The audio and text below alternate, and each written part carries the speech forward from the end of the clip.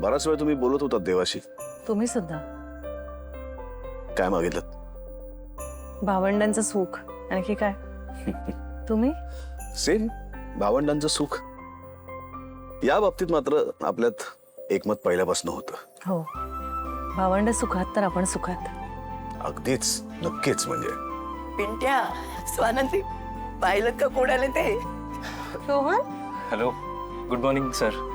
Good morning. पण काय रे तू अचानक आज इथे? नाही सर, अचानक नाही आलोय. ऍक्च्युली मी माझ्या बायकोला घरी घेऊन जायला आलोय. रोहन, खरंच? हो ताई, खरं तर थँक यू ताई. म्हणजे काल आपलं बोलणं झालं आणि मला रिअलाइज झालं की खरंच माझी चूक आहे यामध्ये. खरं तर आदिरा तिच्या प्रेमाखातर आपल्या घरी ऍडजस्ट करते, ही लाईफस्टाईल अडॅप्ट करायचा प्रयत्न करते. पण मी काय करत होतो? मी फक्त रिॲक्ट करत होतो आणि कंप्लेंट करत होतो, which was totally wrong. Sir, खरं तर मी तिची जबाबदारी घ्यायला पाहिजे, मी तिला प्रोटेक्ट करायला पाहिजे आणि आय मेक शुअर की आता मी हे सगळं करेन.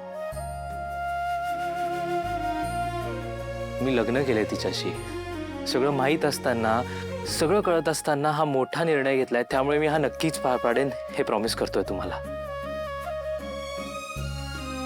खरं तर हा इतका मोठा निर्णय आम्ही आमच्याच बेसिसवर घेतलाय, त्यामुळे ही जबाबदारी आता मला पार पाडायला हवी.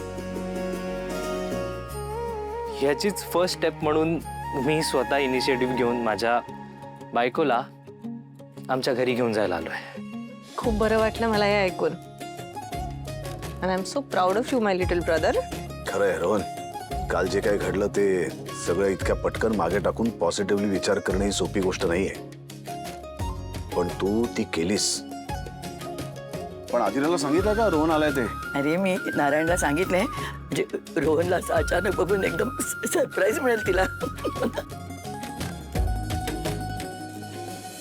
रो, तू इथे? येस.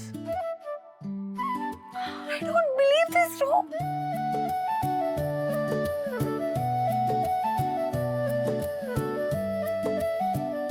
आदिरा, चला बॅग भरायला घ्या. आज तुझी पाठवणी होतीये. अशी का बघतेस माझ्याकडे? तुला यायचं नाहीये का घरी? You don't believe this. म्हणजे तुला हे सगळं फनी वाटेल, पण सिरियसली मी पण आज ठरवलं होतं तिकडे यायचं. काय? या अरे वा. I was suppose to. मी आपल्या घरी परत येणार होते, म्हणजे तू जरी इथे आला नसतास ना तरी मी तिकडे जाऊन धडकणारच होते.